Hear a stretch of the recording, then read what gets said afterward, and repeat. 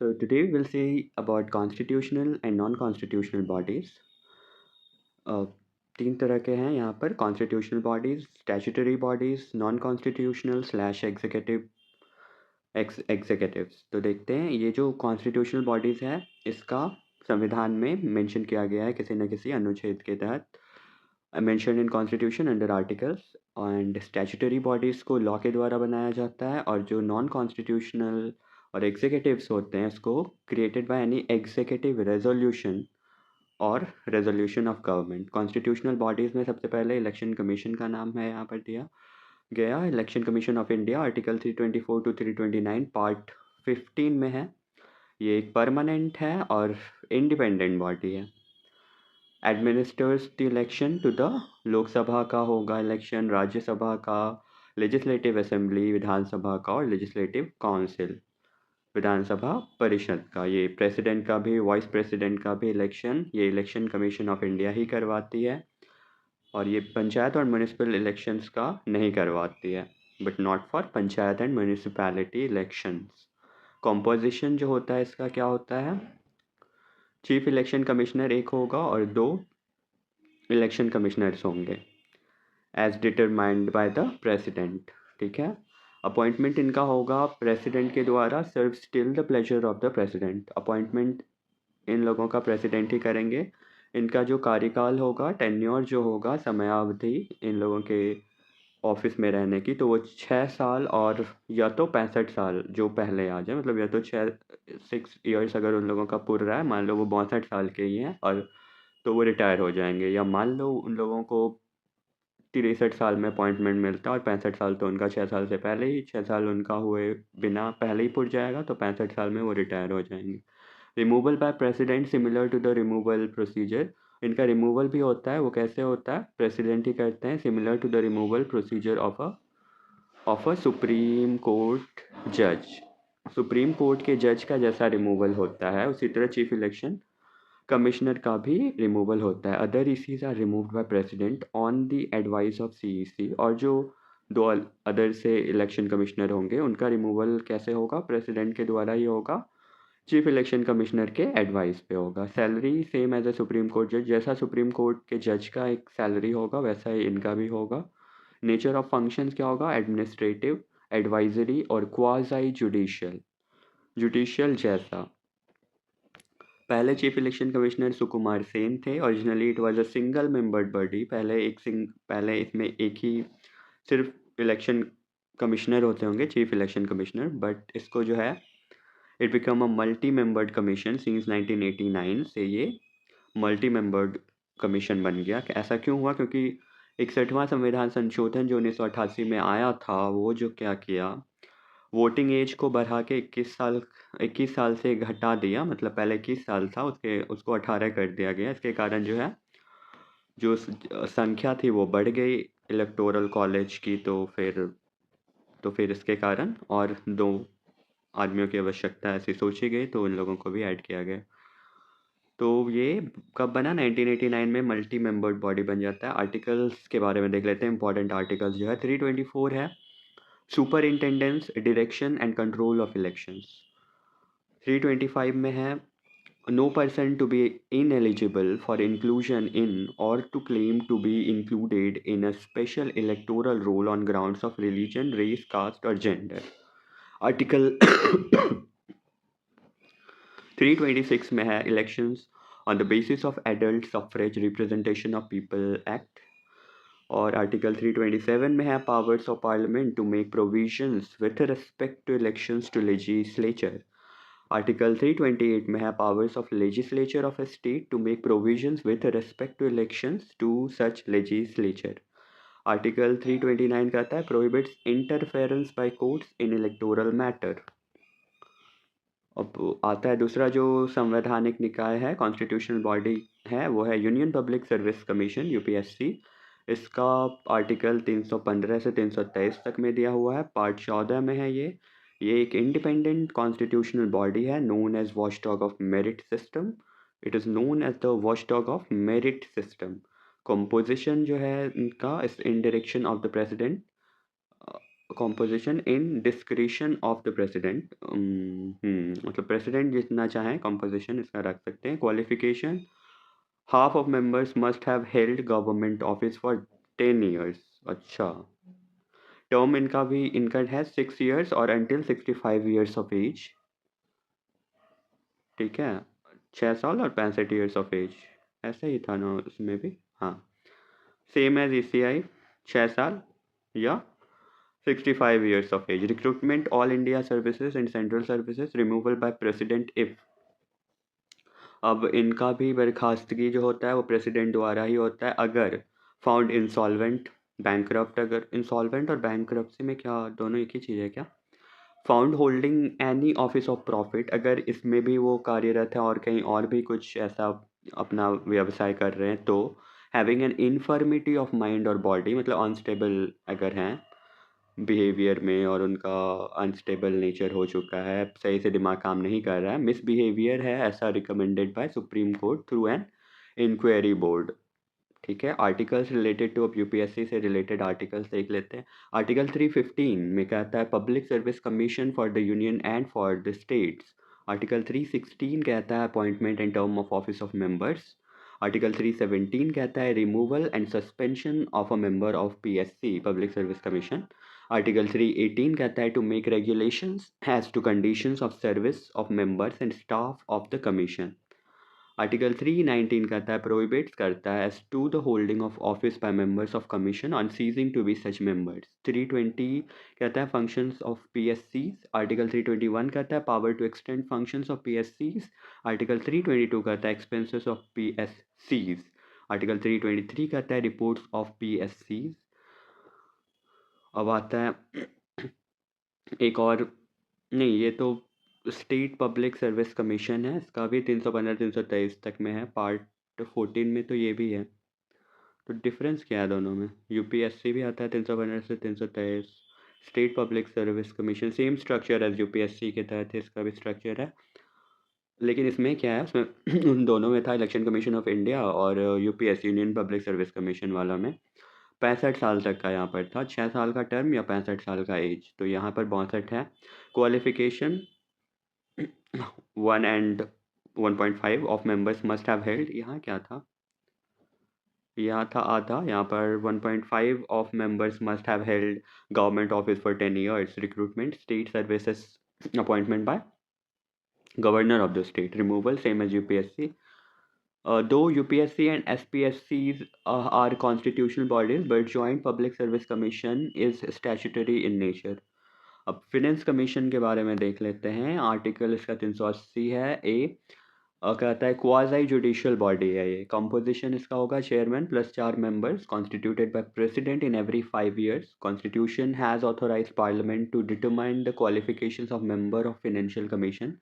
Qualifications क्या होंगे? Chairman must be experienced in public affairs, members a जज of high court और qualified to be appointed as high court जज।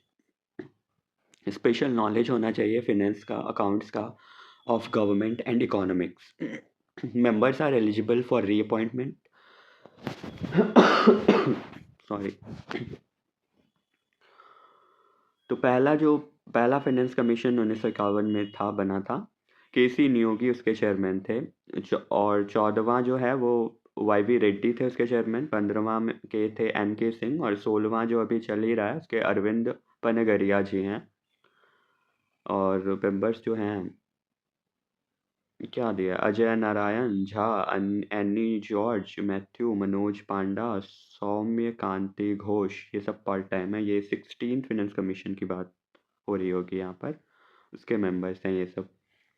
Articles related to finance commission 280 में कहता है, define करता है फाइनेंस कमीशन को। आर्टिकल 281 कहता है submission of recommendations of finance commission.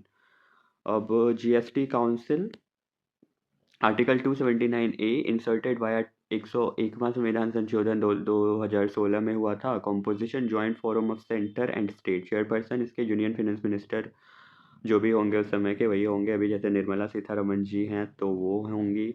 It makes recommendation to the president on the net proceeds of taxes to be shared between centre and state, not binding. Union revenue secretary acts as the ex officio secretary to the council.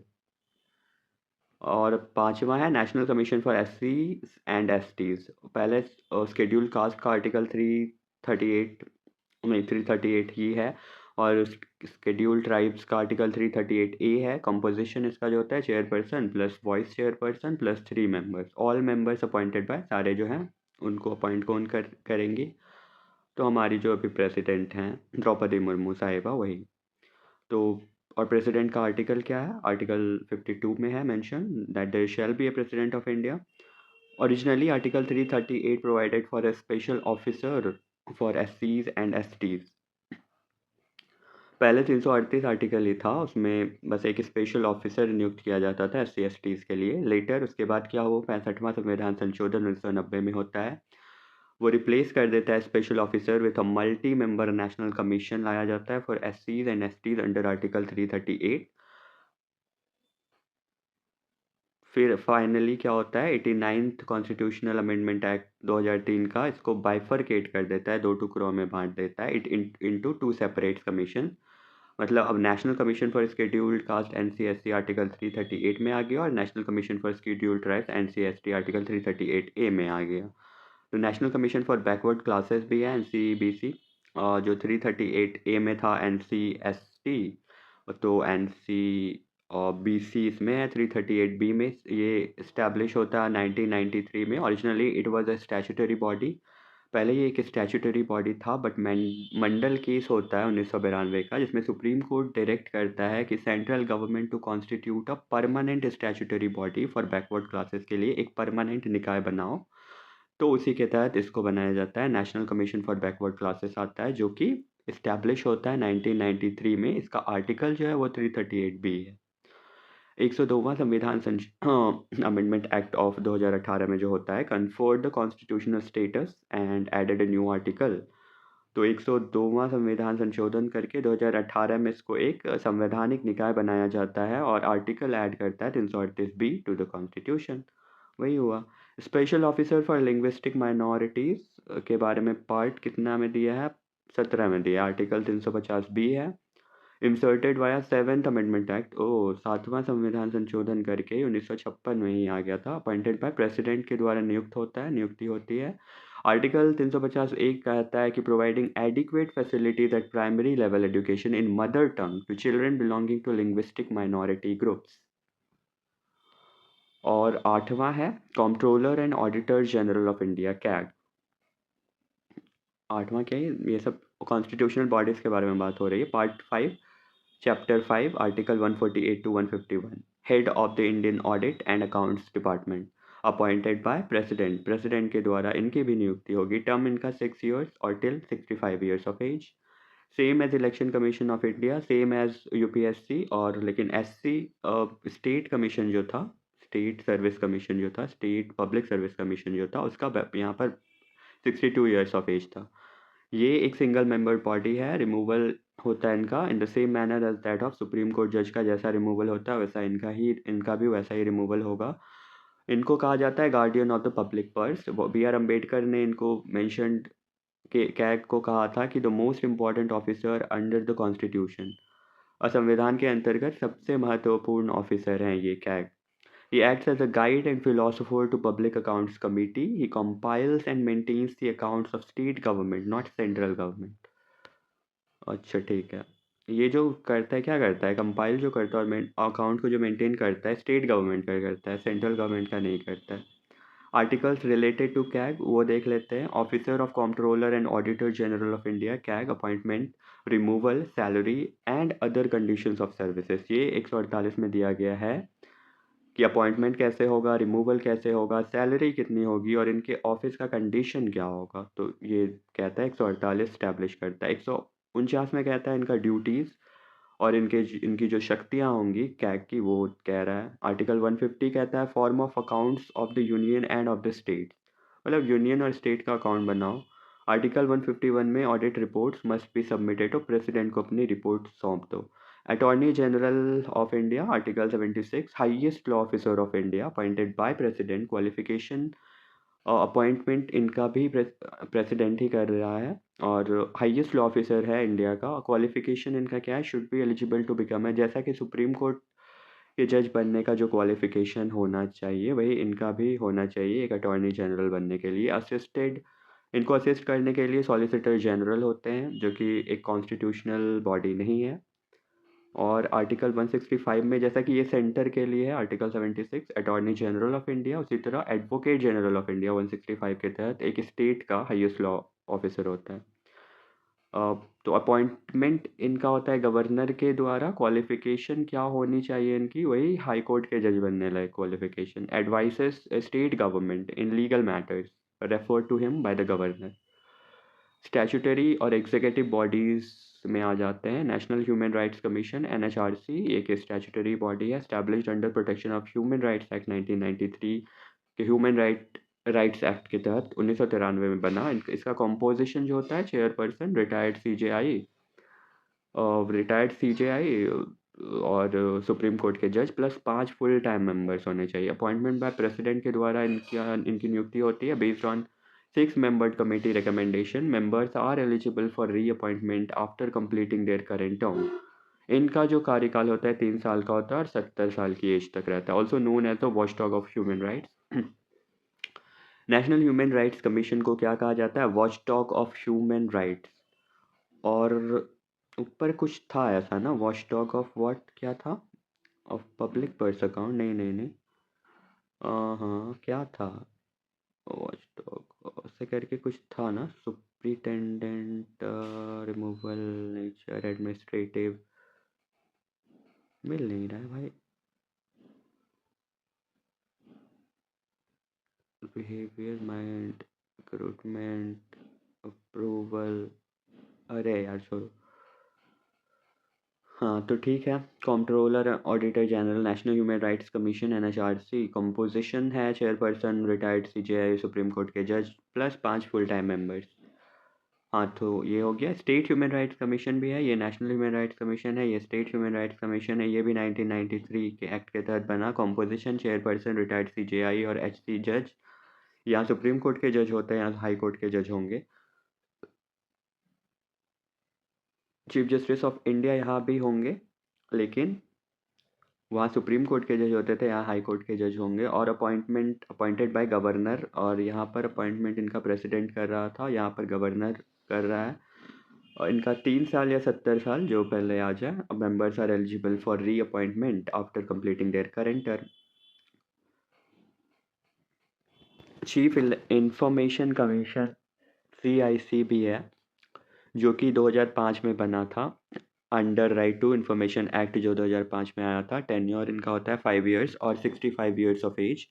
Not eligible for reappointment under central state government. Current chief जो हैं उनके हैं हीरालाल समरिया जी।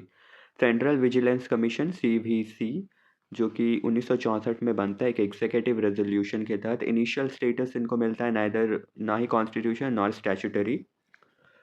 तो recommended by सांथानम committee एक आई थी, उन्होंने recommend किया था सेंट्रल विजिलेंस कमीशन को। अपॉइंटेड और and remove by president. Current chairman जो है प्रवीण कुमार श्रीवास्तव। दिसंबर 2025 की बात अगर करें तो अभी वही है।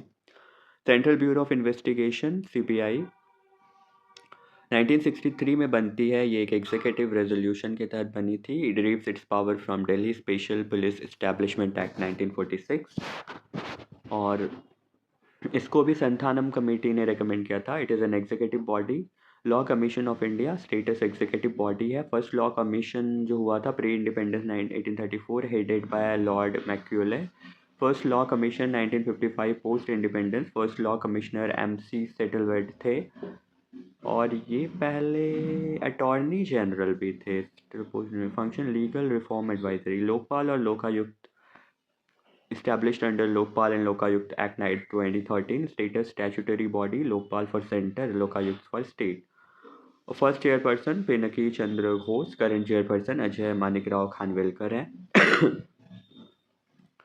इनका ये जो होता है, जो लोकपाल और लोकायुक्त का जो कंपोजिशन होता है, वो होता है चेयरपर्सन रिटायर्ड CJI और सुप्रीम कोर्ट जज plus maximum 8 members। 50% judicial members plus 50% from SC, ST, OBC minorities and women. National Institution for Transforming India, Niti Aayog, formed on 1st January 2015, replaced Planning Commission, status executive body है. Chairman इसके जो होते हैं de facto prime minister ही होते हैं. Governing council CM's of all states plus lieutenant governors of UTs. सारे राज्यों के मुख्यमंत्री और lieutenant governor of union territory. CEO जो अभी हैं BVR सुब्रमण्यम जी हैं. वाइस चेयरमैन सुमन के बेरी हैं. Provides recommendations to the government, serves as an advisory think tank to the government. Governing Council of Niti Aayog consists of Chief Minister of all states and UTs, Lieutenant Governors of other UTs. Niti Aayog publishes SDG, Sustainable Development Goals, India Index, National Multi-Dimensional Poverty Index, India Innovation Index, National Commission for Women, और जो establish होता है 31 जनवरी 1992 under the provisions of NCW act 1990. Current chairman of NCW विजय के राहतकर जी हैं. और ठीक है, tribunals क्या होता है? ये कैट जैसे है, सेंट्रल एडमिनिस्ट्रेटिव ट्राइब्यूनल, अर्ध न्यायिक बॉडी होती है ये. Jurisdiction domain क्या होता है इनका? Service disputes of government employees, main functions, settlement of disputes related to promotion, transfer, termination and other service matters. CAT का होता है. और income tax appellate tribunal ITAT, ये 1941 में ही बना था. ये जुरिस्डिक्शन और डोमेन इसका income tax and direct tax disputes को सेटलमेंट करना है. Main function settlement of disputes under the income tax act. और है national company law tribunal NCLT, जो कि 2016 में बनी थी. जुरिस्डिक्शन डोमेन है company law, insolvency and restructuring. Main functions resolution of company disputes and insolvency cases. National green tribunal NGT, established 2010. NGT act 2010. Jurisdiction domain environmental protection, pollution, natural resources. और जो इसका मुख्य कार्य है वो है rapid settlement of disputes related to environmental damage and pollution, ensuring environmental justice. Armed Forces Tribunal AFT, established 2007 में. Jurisdiction, domain, service disputes of the Army, Navy and Air Force personnel.